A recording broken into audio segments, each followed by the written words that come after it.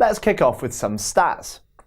86% of consumers use the internet to find a local business. 72% prefer to find information on local merchants through a search. 29% of consumers search for local businesses at least every week. Pay-per-click, or PPC, is an internet marketing model that takes advantage of those statistics, and one in which advertisers pay a fee for every click their ad receives. PPC ads for Google are the results that appear at the top and bottom of Google's results page, with 4 slots for the top and 3 for the bottom, all with a little ad box next to them. The alternative to PPC are organic visits, by which I mean visits that are earned and not paid. The go-to marketing model for organic visits is SEO, or search engine optimization. It's basically the process of boosting the visibility of a website or web page in a search engine's non-paid results through a mix of creative and technical practices. Now, I don't want you to think too much about SEO, but I'll explain it a little bit because it is important to know. You might be wondering why you wouldn't just master SEO and save yourself some money. Well, the truth is that organic traffic can be slow to come by. If you're just starting out, your competitors will be light years ahead of you in terms of their SEO rankings, if they've done their job right. What's more, organic search is improved by developing enough content assets to achieve strong organic visibility. Not all businesses have the in-house resources to tackle content development at a high rate. Plus, it's just not as simple as replacing paid with organic traffic. 89% of traffic generated by search ads isn't replaced by organic clicks when ads are paused. Similarly, for searches that are high in commercial intent, the top 3 ad spots, i.e. the ones that Google sell, take about 40% of the clicks on the page.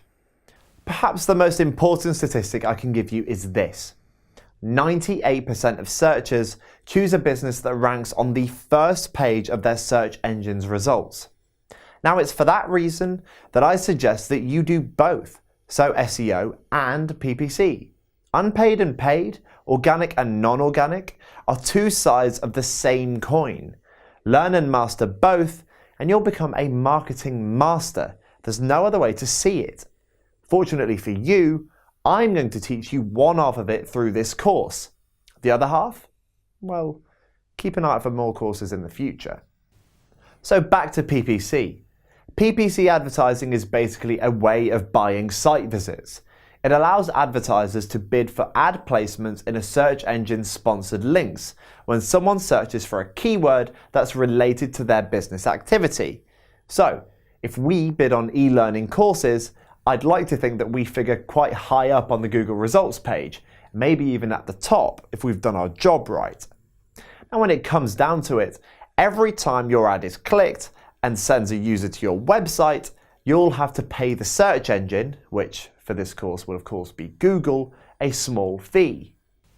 Now, if your PPC campaigns are working properly, the fee won't amount to much whatsoever. The ideal scenario is that the visit will be worth more than what you pay for it. So, say for example that you pay $5 for a click and the click results in a $500 sale. Then you've made a hefty profit. As a side note, that's also impressive. Now, it might seem obvious, but it makes sense that if advertisers must pay for every click they receive, then they should only be charged every time their ad is clicked, right? Well, that's exactly right. Now, a lot of time and effort goes into building a successful PPC campaign. It's not just as simple as doing your best to outbid all the competition. Now, I'll go into the details of how auctions work throughout this course. I just want to make something clear right now. Winning an auction for a placement on Google's results page isn't just about having the highest bid. It's about creating the best possible ad and having a competitive bid. The whole process is quite complex. You'll need to research and select the right keywords, organize those keywords into your campaigns and ad groups, set up PPC landing pages designed to convert and a whole lot more.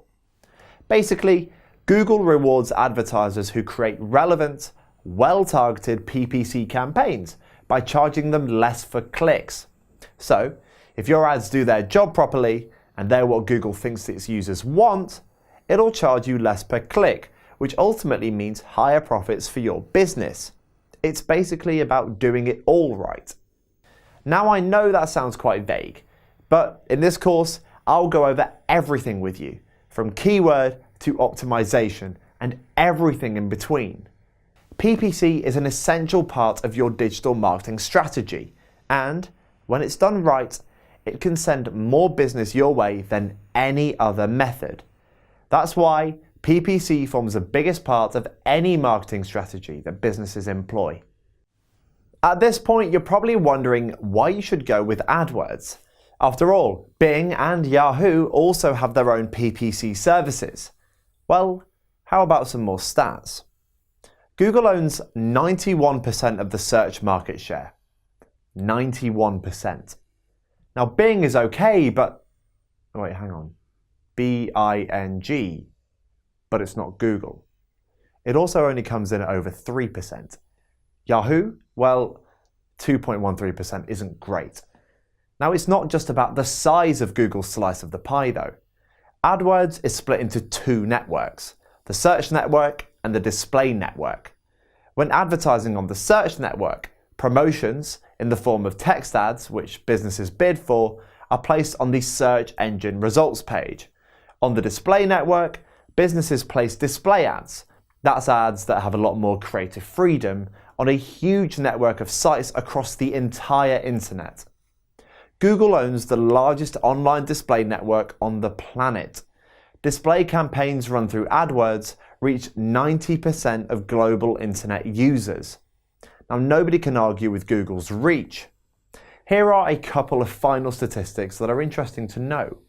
Google earns upwards of 90% of its entire income from advertising. In 2017, that entire revenue amounted to somewhere in the region of $95 billion. Now, why is it so important to know that? Well, you need to know how important Google AdWords is to Google's business. Google depends on AdWords so much, and because of that, it's absolutely in their interest to maintain and improve the AdWords tool. So, now you know why AdWords is so important to anyone's marketing efforts. At least, you know you've made the right choice in Adversent course. Let's dive into the psychology of AdWords from a user perspective and think of which search terms you should be bidding on, considering the moments when a person turns to a device to act on a need. This is what Google calls micro moments. Now, these moments can be to either know something, go somewhere, do something, or buy something. Think of micro moments as the short, precious windows your brand gets to interact with a customer. Given that between over half of all web traffic is mobile-based, this means that you need to think about why people turn to mobile and when your brand can be most useful to potential customers. You have to act along 4 key moments that really matter in terms of your relationship with your customer. Firstly, there's the I want to know moment, where someone is performing the initial research that will lead them to buying a product, but don't exactly know that they want to spend their money on yet, or haven't committed to doing so. Secondly, there are I want to go moments. This is when someone looks for a local business, or considers buying from a store near them. Then there's I want to do, which are moments when someone needs help to do something, or is inspired to do something different and needs your business's help to do so. Finally, I want to buy. Now, this one's pretty clear. The customer's made the decision to spend their money, but they just need to know exactly what to spend that money on. In these moments, consumers want what they want, when they want, and gravitate towards brands that deliver on their needs. Your job as a marketer is to anticipate when these micro moments will occur for your target audience and coming to being there when they happen. You need to provide a digital experience that is relevant to consumer needs within a particular moment and quickly connects people to the answers that they are looking for. You also need to create a seamless customer experience across all screens and channels. Having done that, it's important that you measure all of the data you can so you can gauge the collective impact across all of those too. To do all of that, you should firstly focus on what you're offering your customers, or your value proposition in marketing terms. Now, if they're on their phones searching for something, this means that your customer has a specific problem, an itch that they need to scratch. They're looking to Google for a solution, and it's up to you to provide that solution. You need to tell those potential customers why your product or service is the best solution and how it will address their needs. Now, it sounds funny, but you wouldn't believe the amount of companies that forget to think about the benefits of their products. Instead, they'll emphasize product features, which is not the most efficient use of PPC advertising. The main thing that you need to do is show customers how your product will improve their lives if they buy from you. Now, speaking of you, using the word you means that you address the user directly, so that they know that you're talking directly to them. What's more, value-based language helps you build a connection with potential customers. In turn, that makes sure that every lead is a qualified lead, so one that's more valuable than just a casual glance over your offering. Building value with PPC helps you create an emotional connection with your customers, which is a great way to build brand affinity and a loyal customer base. Now, it's not all about building a relationship though. That's the first step. The next thing you need to do is create a sense of urgency. You see, as you'll probably know from being a consumer yourself, people don't like taking risks. Now, you can tap into that, knowing that one of the strongest motivators for people to act is the fear that they'll miss out on something, and that they won't be able to have the chance again. You can use that to your advantage and show that your company is active and that your products and services aren't going to be available forever, at least not in their current form. Maybe they'll be more expensive soon, so you can demonstrate a limited time special or a discount.